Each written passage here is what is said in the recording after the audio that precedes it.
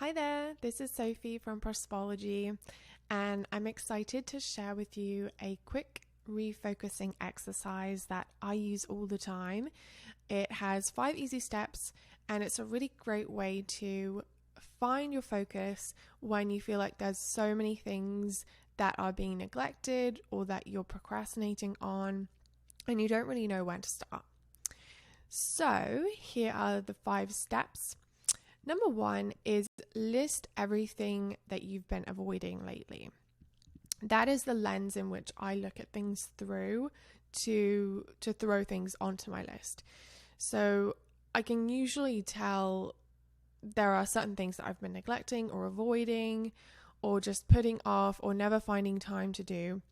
And those are the things that I list. So get them all down onto a whiteboard or a piece of paper or a notebook or whatever you have handy and just dump them out of your brain. Don't think about anything other than what they are. Step number 2 is you want to give each of these things a number from 1 to 10 that reflects how much effort is required to carry out that task.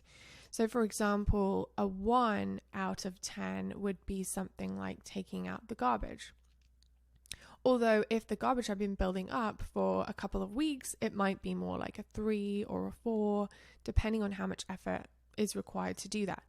Whereas a 10 might be something like having a surgical procedure or selling all your possessions and moving to a different country. So you get the idea. So you want to give that rating to every single thing on your list. Then you want to give these things a second rating in a different color or in a different pen or something. Or you could do this in a spreadsheet if you wanted to. And this one is going to reflect the payout or the expected return that doing this task will have. So if you think that nothing much is going to change after you do it, it would be a 1.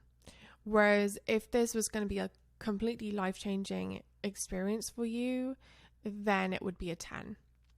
It's probably going to be somewhere in between. When I did this most recently, I don't think anything went above an 8 for me, but you're the one doing the rating. So just whatever the first number is that comes to your mind is usually the one to go with. Then step 4 is to calculate the payout divided by the effort times 100. And this will give you a score that you will use in step 5.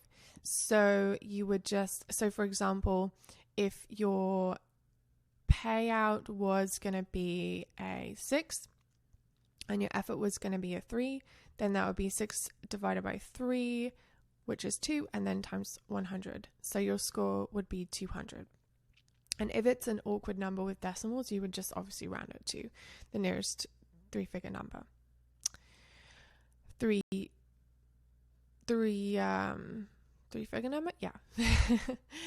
And then you want to relist your tasks in order of priority. So basically you take the score, you see which things on the list had the highest score, and that's number 1.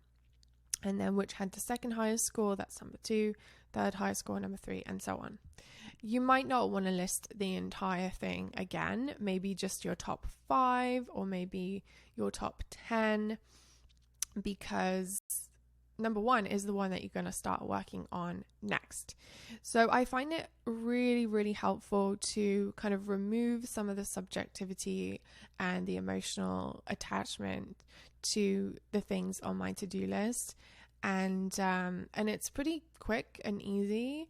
And when I end up with my final list, I have no excuses but to get started on it, because I know that these things are going to be beneficial for me. So I hope you found that helpful. Let me know if you give it a try and if you liked it and what came of your experience. And I wish you all the best.